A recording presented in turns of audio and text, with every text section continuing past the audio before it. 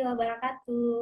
Halo kawan pesat, akhirnya kita berjumpa dalam podcast Pesat, Paguyuban Ekosistem Informasi Sehat bersama saya, Andriani. Nah, kawan pesat tahu nggak sih kalau podcast pesat sendiri merupakan bagian dari propaganda media, yakni program yang dilaksanakan Mavindo bersama dengan mitra lainnya untuk mewujudkan ekosistem informasi sehat. Nah, kawan-kawan pesat, pada episode podcast kali ini kita akan membahas terkait bagaimana sih melawan hoax dengan critical thinking. Nah, tentunya pada podcast kali ini saya tidak sendiri. Sekarang saya sudah ditemani oleh Kak Muhajir selaku koordinator Pesat Wilayah Sulawesi Selatan. Halo Kak Muhajir, apa kabar? Halo Andriani, Alhamdulillah baik. Alhamdulillah. Nah, kawan-kawan pesat, nanti 30 atau 40 menit ke depan, kita akan bersama Kak Muhajir untuk bagaimana sih melawan hoax dengan critical thinking. Nah, sebelum kita masuk ke tema podcast kita pada episode kali ini, Kak Muhajir boleh memperkenalkan dirinya dulu dong, silahkan. Oh iya, teman-teman Pesat dan Andriani, selamat sore ya. Saya Muhajir yang saat ini diamanahkan untuk menjadi koordinator Pesat di wilayah Sulawesi Selatan dan juga aktif sebagai relawan Mavindo di Makassar. Oke, tadi kita sudah kenalan dengan Kak Muhajir, sekarang kawan-kawan Pesat mau kenalan juga nih Kak Muhajir dengan Pesat. Pesat itu apa sih sekarang? Kegiatannya apa?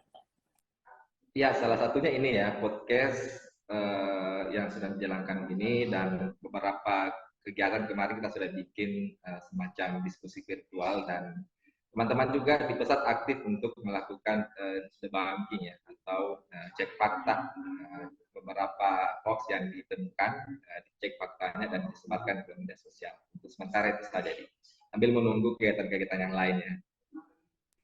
Oke, ditunggu informasi kegiatan lainnya. Oke. Nah, Mas, sekarang kita masuk nih ke tema podcast kita pada episode kali ini. Oke, kamu Hajir, apa sih pentingnya berpikir kritis ini untuk menangkal hoax kita? Oh iya, dan pentingnya untuk menangkal hoax ya, gitu ya. Jadi memang problem kita hari ini banyak orang yang menganggap bahwa orang-orang itu gampang termakan hoax karena uh, tidak bisa berpikir kritis begitu ya. Jadi lebih domain menggunakan emosinya daripada pikirannya, gitu. Sehingga orang-orang lebih cenderung percaya terhadap informasi yang menyesatkan itu dan kemudian di-share-nya. Gitu. Nah, maka disinilah pentingnya pemikiran kritis itu di apa diaktifkan ya atau dipelajari atau dibiasakan khususnya di dalam saat kita berselancar di internet atau di media sosial di mana pada saat itu kita banyak mendapatkan informasi ya tsunami informasi yang membanjiri kita. Nah, disitulah fungsinya berpikir kritis itu. Berpikir kritis itu apa sih? Andriani pasti tahu karena anak pendidikan ada kan yang disebut sebagai taksonomi Bloom ya. Salah satunya itu adalah critical thinking. Jadi dalam critical thinking itu kemampuan berpikir tingkat tinggi itu ada kemampuan menganalisis dan kemampuan mengevaluasi.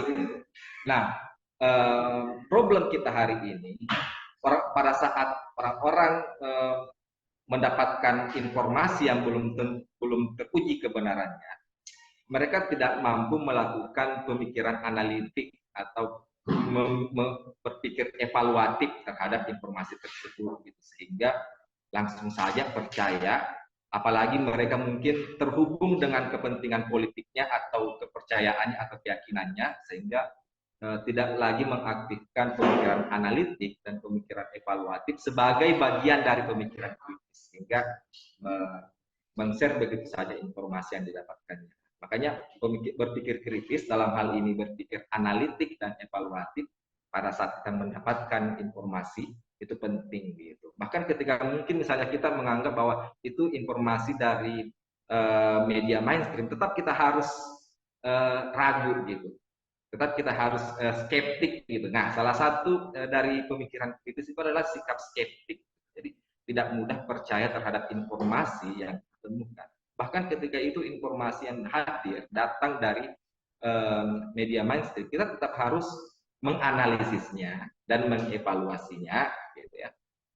Jangan langsung percaya dulu. Nanti ketika kita sudah, oh ini sepertinya berdasarkan pertimbangan, berdasarkan dari kecocokan dengan informasi yang lainnya, berdasarkan dari apa yang dikatakan pakar, memang informasi ini benar, nah baru kita bisa percaya. Gitu.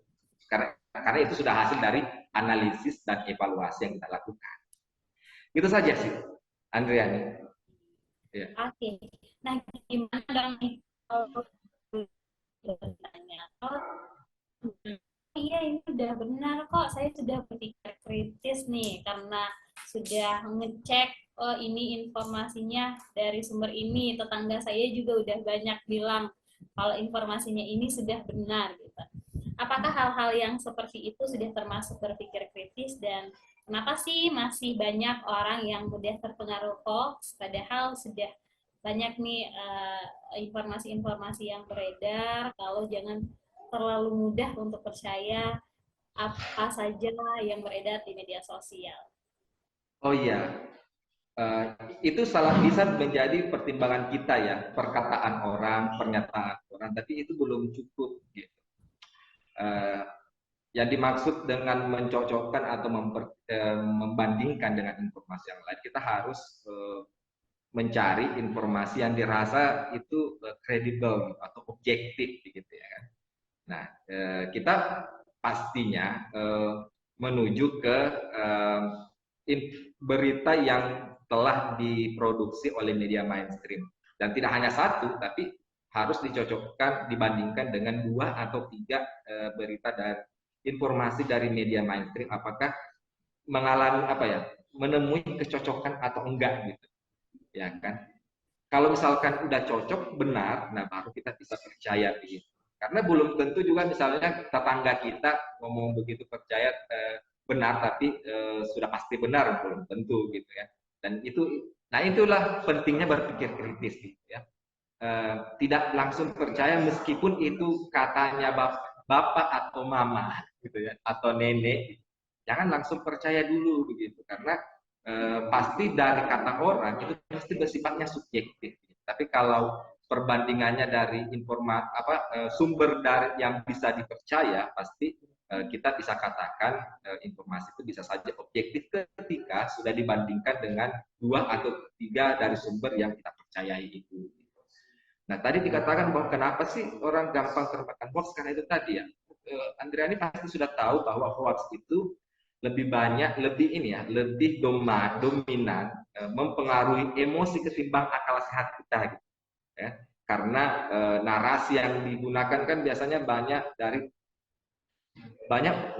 menggunakan narasi yang provokatif, ya, yang menguras emosi gitu, yang mengundang kesedihan, yang mengundang amarah, yang membangkitkan prasangka kita terhadap orang lain, sehingga kita kadang tidak mudah berpikir jernih pada saat menemukan informasi hoax yang terlalu banyak provokasi di dalamnya, gitu. Terlalu banyak narasi yang memicu emosi, gitu. Ya. Nah, disitulah kenapa pemikiran kritis itu jarang kita gunakan, gitu. Padahal kita sebenarnya sudah punya perangkat pikiran, gitu. Hanya kan kadang pada saat kita mendapatkan informasi hoax itu jarang kita aktifkan, karena itu tadi hoax itu lebih dominan menyentuh ranah emosional kita daripada pikiran kita.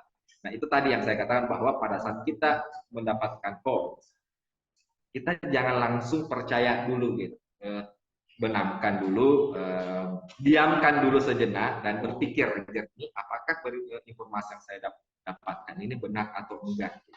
Jangan langsung dapat hoax tiba-tiba sebar kiri kanan gitu kan, karena itu tidak sehat sebagai pengguna media sosial, itu perilaku yang tidak sehat. Yang sehat itu adalah pada saat kita dapat informasi dan kita ragu informasi ini benar, maka kita diamkan dulu, tenangkan diri dulu dan jernihkan pikiran, biarkan pikirannya menguasai kita untuk kemudian kita menganalisis dan mengevaluasi informasi ini sampai kita sudah yakin bahwa informasi ini benar atau tidak. Itu aja. Ini langsung ngena di hati ya. Iya gitu. Kan ibaratnya lagi jatuh cinta udah kena di hati nih. Udah keburu lapar, nah gimana tuh? Biasanya kalau orang udah jatuh cinta, udah kena ke hati itu sulit untuk ditanya gitu. Ini salah. Langsung nggak rasional ya, gitu ya. Nah gitu kan. Jadi itu gimana nih Kak? Kalau hoaxnya sudah sampai ke hati tanpa berpikir kritis lagi, nah udah gimana nih lagi untuk menerapkan critical thinking ini untuk menangkal hoax? Ya artinya itu sudah dijadikan dijadikan pelajaran untuk kita ya, untuk tidak diulangi lagi gitu loh. Jadi itu dijadikan pelajaran bahwa itu adalah tindakan yang keliru untuk tidak diulangi lagi. Di kemudian hari kalau kita dapat informasi yang meragukan, nah bisa diterapkan tuh pemikiran kritis tadi ya. Jadi bagaimana banyak bertanya gitu. Ragu terhadap satu hal dan selalu mempertanyakan satu hal itu. Gitu. Jadi ketika ada informasi yang kita temukan, kita harus ragu dulu, jangan langsung percaya meskipun itu datang dari orang yang kita rasa percayai personalitinya gitu. Ya. Sudah itu kita lebih banyak bertanya karena kemampuan berpikir kritis itulah kemampuan bertanya gitu. Semakin banyak kita mempertanyakan sesuatu, artinya kita sebenarnya sebenarnya pada saat itu kita berpikir kritis. Gitu. Jadi ketika misalnya ada informasi yang datang dari kita, ragu dulu, banyak bertanya, sumbernya dari mana, apakah ini benar atau tidak, apakah sumbernya sudah tepat, apakah ini politis atau enggak politis, apakah disebarkan oleh si A atau si B atau si C untuk kepentingan politik dan seterusnya. Setelah itu kita menganalisis ini informasi ini benar atau enggak sih gitu. Nah, cara menganalisisnya itu membandingkan ya, informasi yang kita ragukan itu dengan informasi dari sumber-sumber yang kredibel, dan perbandingannya itu jangan cuma satu aja, tapi kalau bisa lebih banyak, lebih bagus lagi, 2, 3, sampai 4 sumber yang kita anggap kredibel dan terpercaya supaya bisa ditemukan titik temu bahwa informasi itu sudah benar atau enggak. Gitu. Yang kedua mengevaluasi, menilai. Nah dari sini setelah kita menganalisis, kita akhirnya mengevaluasi informasi yang kita temukan tadi. Caranya mengevaluasi itu tadi kita setelah sumber itu setelah kita mengumpulkan berbagai sumber, setelah kita mengevaluasi bahwa mengambil keputusan informasi ini apa benar atau enggak berdasarkan pada hasil analisis yang kita lakukan. Barulah kita memutuskan untuk membagikannya atau enggak. Ketika misalkan ini meragukan, maka jangan di-share, ya kan? Kalau misalkan ini benar dan bagi Anda perlu untuk di-share, ya share aja. Ya, share aja sepanjang itu sudah kita anggap sebagai informasi yang benar. Tapi kalau salah, ragu, dan bahkan sudah yakin bahwa itu palsu, jangan di-share.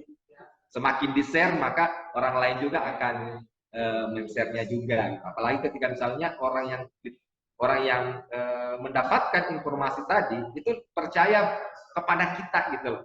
Ya kan? Oh, yang share ini muhajir, pasti informasinya benar. Saya ikut share juga kayak gitu, ya kan? Nah, itu bahaya tuh yang. Oke, itu aja kan. Oke, benar sih. Oke, gimana nih kalau kondisinya karena kita ada di wilayah Makassar nih Kak nih ya. Yeah. Untuk masyarakat kita saat ini kan udah pada paham nih, udah banyak yang paham untuk beberapa konten-konten atau berita-berita hoax yang udah kentara banget nih kalau ini berita hoax itu udah mulai di-skip oleh masyarakat kita. Tapi ini satu persoalan juga sih untuk beberapa wilayah di Indonesia, termasuk salah satunya itu di Makassar. Kalau konten itu atau kalau berita hoax itu adalah berita hoax lokal. Sedangkan berita hoax lokal seperti ini kan tidak banyak dibahas nih ya di media massa ataupun di beberapa platform untuk ngecek ini fakta atau bukan. Nah itu gimana nih? Yang media lokal ya. Hoax-hoax lokal gitu. Oh, hoax lokal gitu. Ya, berarti kita nyarinya ke sumber informasi dari ini ya, media-media lokal ya. Yang kita percayai ya, karena kan sekarang media itu banyak loh ya, yang abal-abal itu. Oh, maaf ya, ini banyak loh media abal-abal. Dan pasti di suatu daerah itu, di suatu lokalitas tertentu, pasti ada satu atau dua media yang kita anggap percaya. Misalnya ini di Makassar kan ada Fajar Group yang memang sudah puluhan tahun sudah dipercayai. Itu kan bisa menjadi sumber bagi kita untuk memverifikasi informasi-informasi lokal yang datang kepada kita gitu, ya kan? Nah, begitupun juga di lokasi-lokasi yang lainnya. Intinya gini ya, bahwa di setiap daerah pasti punya media yang dianggap kredibel dan terpercaya. Pasti ada gitu, satu atau dua. Gitu. Nah, kita harus mencari tahu nih media yang dianggap kredibel dalam daerah itu apa sih, siapa sih gitu ya. Bagaimana cara ngeceknya? Ngeceknya itu alamat kantornya jelas enggak gitu. Tim redaksinya itu lengkap enggak? Karena ada juga itu media online misalnya yang alamat kantornya enggak jelas gitu ya. Tim redaksinya juga atau teamworknya itu juga tidak lengkap, cuma 2 sampai 3 orang gitu. Itu pun juga kita ragu apakah nama itu palsu atau asli. Ya kan? Nah, tapi kalau media yang kredibel itu pasti alamat kantornya jelas dan kantornya ada, ya, terverifikasi di One Pers, dan itu bisa dicek di laman Dewan Pers ya, apakah media tersebut sudah terverifikasi atau enggak. Itu juga salah satu rujukan kita bisa mengetahui, oh ini media ini mungkin masih meragukan atau sudah terpercaya. Itu salah satunya kita mengecek apakah media tersebut sudah terverifikasi di One Pers atau enggak, ya kan? Nah, yang ketiga mengecek daftar teamworknya gitu ya, tim redaksinya, direkturnya siapa gitu. Wakil direkturnya siapa, tim rednya siapa, redaksinya, tim redaksinya siapa gitu, reporternya siapa. Ya, kalau bisa cek lagi profilnya gitu, profil direkturnya siapa sih, supaya lebih membuat kita yakin bahwa media ini sudah kredibel dan bisa dipercaya. Setelah kita yakin, barulah kita menjadikannya sebagai sumber informasi yang kita anggap percaya. Jadi ketika misalnya ada hoax lokal yang datang, itu kan bisa kita langsung menuju ke sumber yang terpercaya tadi, yang sudah kita yakini itu pasti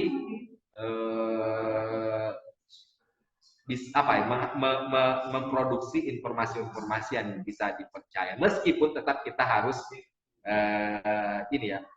tidak berhati-hati gitu, karena kadang juga meskipun dia media besar kadang juga melakukan kesalahan gitu, ya kan, tetap berhati-hati gitu. Oke. Nah, gimana nih kalau kita sudah cari tahu nih, oh dari medianya sudah menyebarkan nih, tapi masih ada keraguan apakah informasi ini benar ataukah informasi hoax? Ada cara lain ya sih Kak Muhajir yang bisa kita lakukan untuk mengecek itu fakta atau bukan sebenarnya? Dibandingkan dengan berita yang lain ya.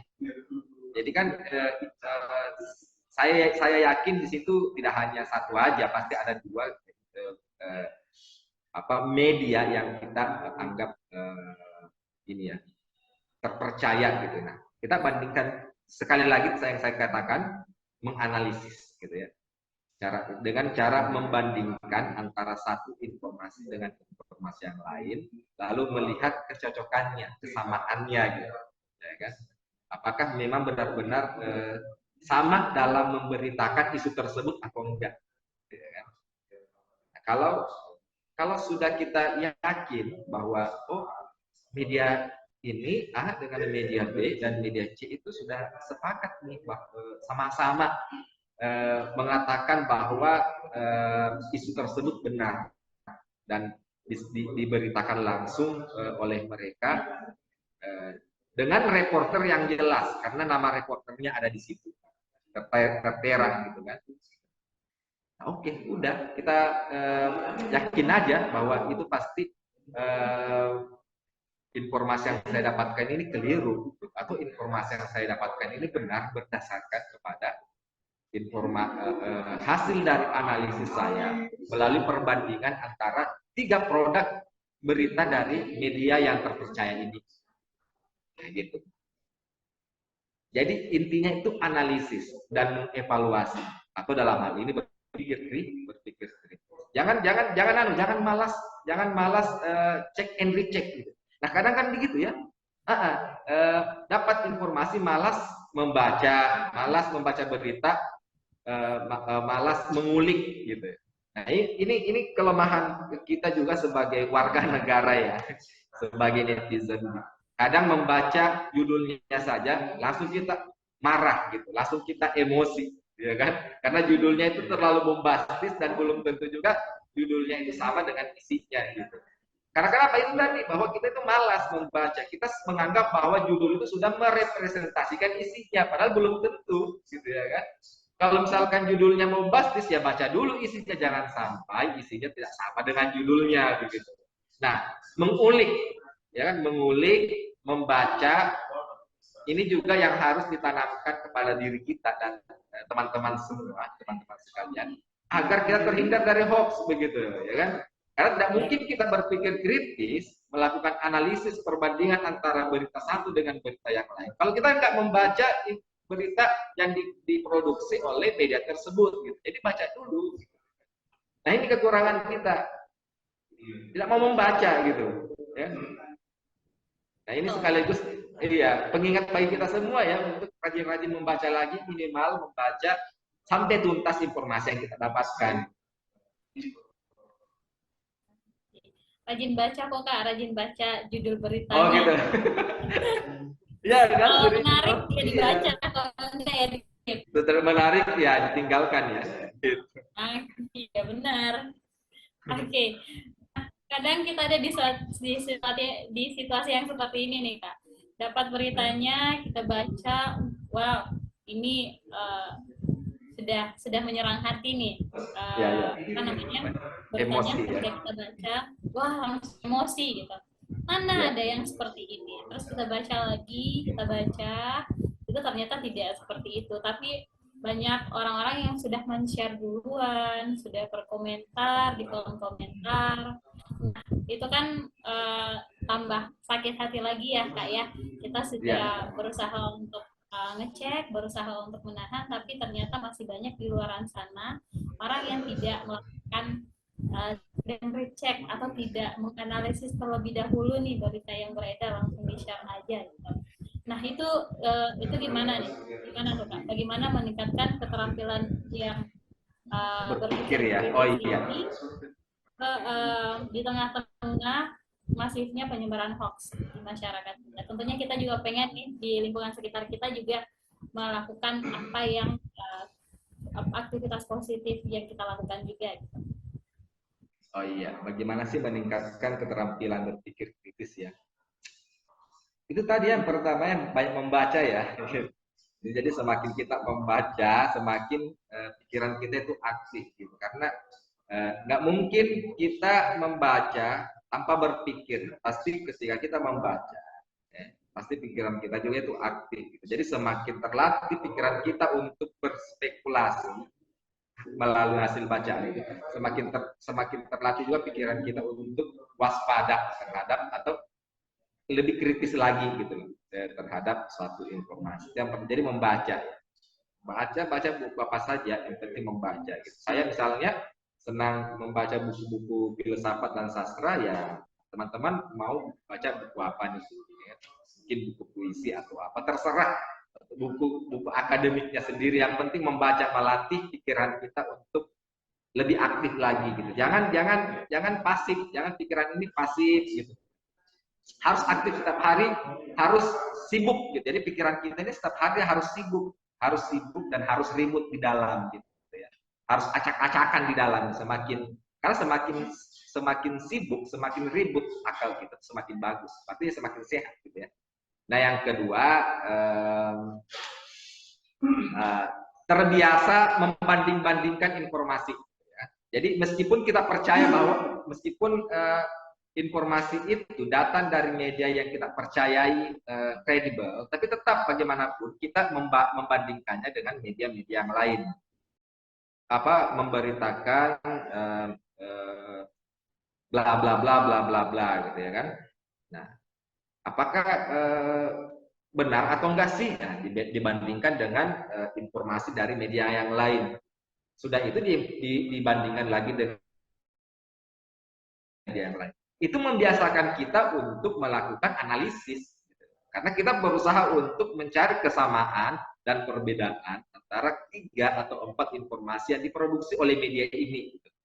Jadi semakin kita selalu melakukan perbandingan, semakin kita terlatih dalam berpikir kritis.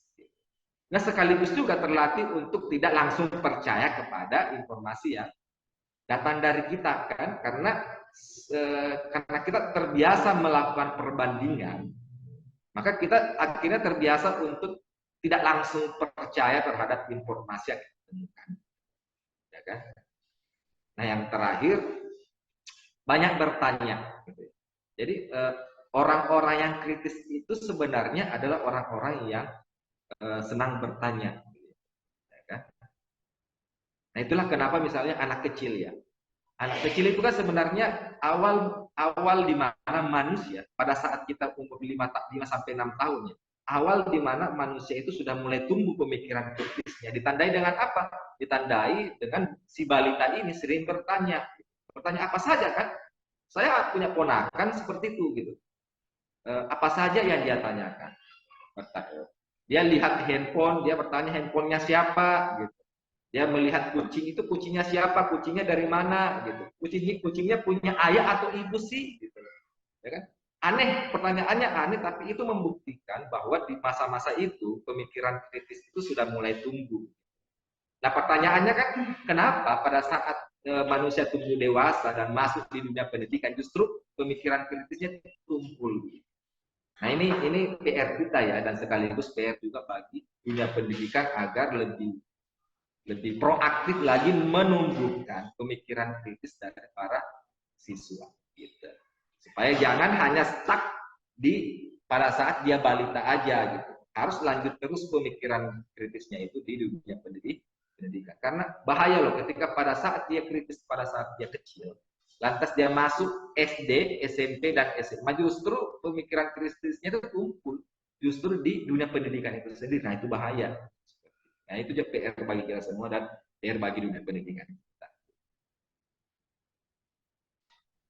Oke, jadi penting untuk kita sama-sama menyebarkan ya bagaimana caranya untuk menerapkan perilaku berpikir kritis ini. Salah satunya tadi sudah dijelaskan oleh Muhajir, membaca terus membandingkan, yang dibilang dibanding-bandingkan itu tidak enak. Nah, ini beda konteks kawan-kawan. Itu beda konteks sih. Harus untuk membandingkan informasi dari sumber yang satu dengan sumber lainnya. Nah, sebenarnya masih banyak cara yang bisa kita lakukan untuk mengecek atau membandingkan informasi ini benar atau tidak selain dari sumbernya. Juga masih ada tools lain yang juga bisa digunakan kawan-kawan. Nah, terakhir nih Kak Muhajir yang mau saya tanyakan. Ya. Selain dari berpikir kritis ini untuk menangkal hoax, apa sih yang diharapkan lagi, kompetensi apa saja sih yang diharapkan lagi muncul di tengah-tengah masyarakat kita untuk dapat menangkal hoax ini? Mungkin ya, literasi digital ya, kecakapan berselancar di dunia digital gitu. Itu mungkin lebih perlu ditingkatkan lagi di tengah-tengah masyarakat kita gitu. Jadi penting juga itu bagaimana masyarakat kita punya pemahaman yang lebih tentang dunia digital ini, ruang publik digital yang sekarang itu orang-orang sudah berimigrasi ke dunia nyata, ke dunia digital ya kan. Orang-orang sekarang beraktivitas di dunia digital dan ini literasi digital itu penting bagi saya. Yang kedua apalagi terbiasa untuk mengecek fakta ya. Jadi teman-teman sekalian kan sebenarnya Mavindo itu kan sudah punya toolsnya ya, toolsnya untuk mengecek fakta. Sudah ada teknologi anti hoax yang dikembangkan oleh Mavindo. Boleh tuh, misalnya teman-teman selalu sering-sering dan rajin-rajin mengecek termbackhoax.id atau cek fakta ya, afiliasi Mavindo dengan teman-teman Haji, atau bisa di Instagramnya Pesat ya, misalnya Pesat Sosial itu kan memproduksi ini ya, artikel cek fakta ya, bisa juga dipantengin gitu ya. Sekaligus di follow juga kan, karena kan masih sekitar 40-an followersnya gitu. Nah bisa gitu ya kan. Nah, jadi banyak cara gitu ya. Kalau misalkan masih belum bisa punya banyak pemahaman tentang dunia digital ya, boleh dibantu dengan informasi dari Mavindo ya. Oke. Kalau boleh aku tambahin nih, kamu Hajar salah satunya juga kalau Mavindo ngomongin jangan baper di ruang publik. Seperti tadi yang Kak Muhajir singgung tadi kan, nyampainya ke hati gitu, nyerangnya emosi. Maka boleh nih hashtag ini diterapkan jangan baper di ruang publik. Baik, terima kasih Kak Muhajir atas partisipasinya, atas paparan yang sangat luar biasa ini. Banyak sekali ya kawan pesat informasi sekaligus ilmu yang kita bisa ambil manfaatnya dari podcast episode kali ini. Dan saya juga mau mengajak nih kawan-kawan pesat untuk komen di bawah tentang pendapat dan tanggapan kawan-kawan pesat terkait podcast ini, dan juga konten-konten apa sih yang teman-teman inginkan hadir di podcast pesat selanjutnya. Dan jangan lupa untuk subscribe YouTube Mavindo untuk konten edukatif seru lainnya. Dan dengan ini saya Andriani selaku host dan kamu Hajir pamit undur diri dan sampai jumpa di podcast selanjutnya.